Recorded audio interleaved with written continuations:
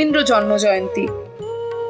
আমাদের জীবনে, মরণে, মননে যিনি না থাকলে আমাদের জীবন অশান্ত এবং অসম্পূর্ণ।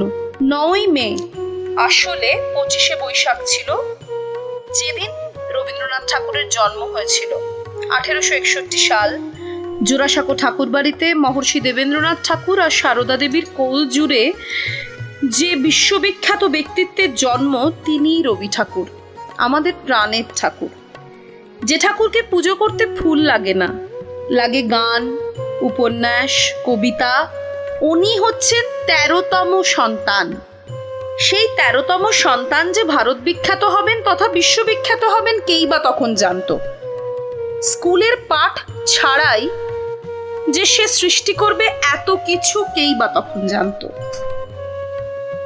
দিনে দিনে রবি ঠাকুর হয়ে উঠলেন মহিরুহ। মহিরুহ কাদের? মহিরুহ বাংলা সাহিত্যের।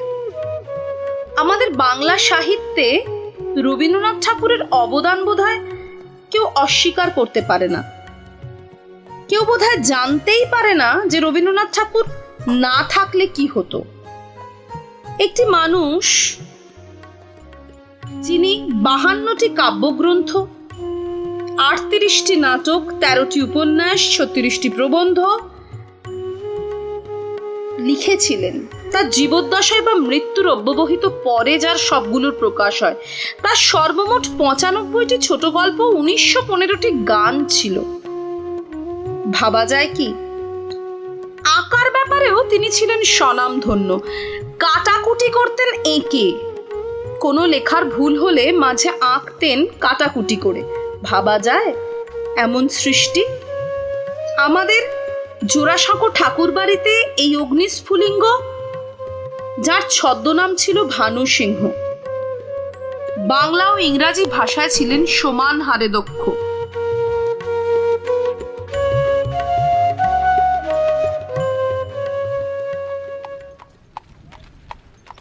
এর পুরুষ লিখেছেন রবীন্দ্রনাথ ঠাকুর। মনে করো যেন বিদেশ ঘুরে মাকে নিয়ে যাচ্ছি অনেক দূরে। তুমি যাচ্ছ পালকিতে মা চড়ে, দরজা দুটো একটুকু ফাঁক করে। আমি যাচ্ছি রাঙা ঘোড়ার পরে, টকবগিয়ে তোমার পাশে পাশে। রাস্তা থেকে ঘোড়ার কুড়ে কুড়ে রাঙা ধুলোয় মেঘ উড়িয়ে আসে।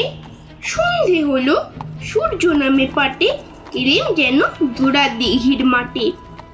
ধুধু করে যেদিক পানে চাই, কোনোখানে জনমানব নাই। তুমি যেন আপন মনে তাই ভয় পেয়েছো, ভাবছো এলেম কোথা? আমি বলছি ভয় পেও না মাগো, ওই দেখা যায় মরা নদীর সোঁতা। চোর কাটাতে মাঠ রয়েছে ঢেকে, মাঝখানেতে পথ গিয়েছে বেঁকে। গরু বাছুর নেই কোনোখানে, সন্ধে হতেই গেছি গাঁয়ের পানে। আমরা কোথায় যাচ্ছি কি তা জানি, অন্ধকারে দেখা যায় না ভালো। তুমি যেন বললে আমায় ডেকে, দিঘির ধারে ওই যে কিসের আলো। এমন সময় আরে রে রে, ওই যে কারা আসতেছে ডাকছে রে। তুমি ভয় পালকিতে এক কোণে, ঠাকুর দেবতা স্মরণ করছো মনে। বেয়ারাগুলো পাশের কাঁটা বনে, পালকি ছেড়ে কাঁপছে থরো থরো।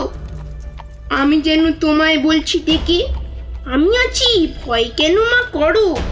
হাতে লাঠি, মাথায় ঝাঁকড়া চুল, কানে গোঁজা জবার ফুল। আমি বলি দাঁড়া খবরদার, এক পা আগে আসিস যদি, আর এই চেয়ে দেখ আমার তলোয়ার, টুকরো করে দেব তোদের সেরে। শুনে তারা লম্ফ দিয়ে উঠে চেঁচিয়ে উঠলো হারে রে রে রে। তুমি বললে যাস না খোকা উড়ে। আমি বলি এখন আর চুপ করে। ছুটিয়ে ঘোড়া গেলেম তাদের মাঝে, ঢাল তলোয়ার ঝনঝনিয়ে বাজে। কি ভয়ানক লড়াই হলো মাঝে, শুনে গায়ে দেবে কাঁটা। কত লোক যে পালিয়ে গেল ভয়, কত লোকের মাথা পড়লো কাটা। এত লোকের সঙ্গে লড়াই করে হারছো খোকা, গেলেই বুঝি মরে।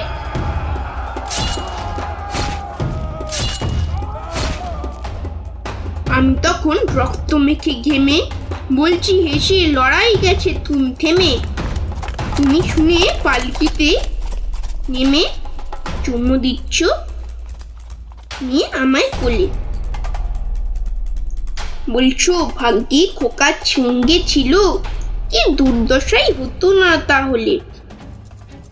রোজ কত কি ঘটে যাহা তাহা, এমন কেন সত্যি হয় না আহা, ঠিক যেন এক গল্প হতো তবে, শুনতে যারা অবাক হতো সবে।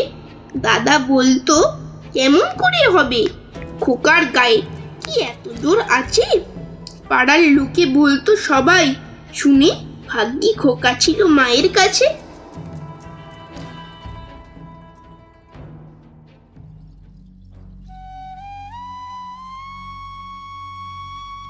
পাঁচ সন্তানের পিতা রবীন্দ্রনাথ ঠাকুর, কিন্তু এই 5 সন্তানের মধ্যেই উনি পেয়েছেন হারানোর যন্ত্রণা। ওনার 5 সন্তানের নাম রথীন্দ্রনাথ ঠাকুর, সমীরেন্দ্রনাথ ঠাকুর, রেণুকা দেবী, মীরা দেবী ও মাধুরীলতা দেবী। সবাই ওনার খুব প্রিয় ছিলেন এবং একে একে সবাই ভীষণ দ্রুতই চলে গিয়েছিলেন। 1961 সালে অবশ্য মারা যান রথীন্দ্রনাথ ঠাকুর, তাই ওনার মৃত্যু যন্ত্রণা রবীন্দ্রনাথকে ভোগ করতে হয়নি। কিন্তু বাকিদের তো ওনার বেঁচে থাকা কালীনই মৃত্যু যন্ত্রণা সহ্য করে ওনাকে যেতে হয়েছে। রেণুকা দেবী 1903 সালে মারা যান। খুব কষ্ট পেয়েছিলেন, কিন্তু এই প্রত্যেকটি কষ্টই ওনার জীবনে গান হয়ে ঝরে পড়েছিল। উনি নোবেল এনে দিলেন আমাদের বাংলাকে, আমাদের ভারতকে।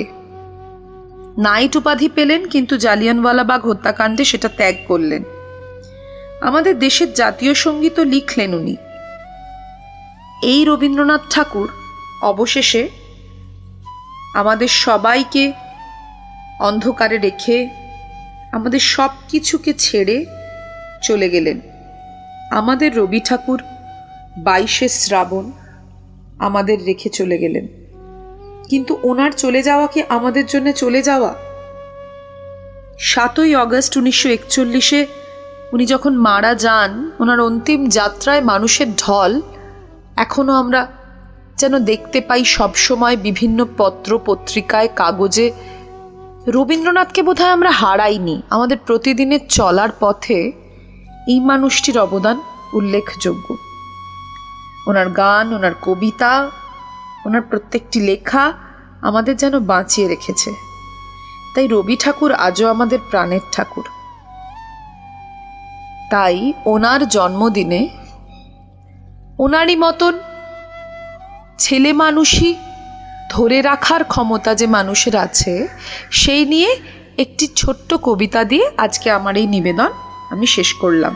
আবার আমাদের যেরকম রবিবার দেখা হয় তেমনই দেখা হবে ছোট্ট বন্ধুরা।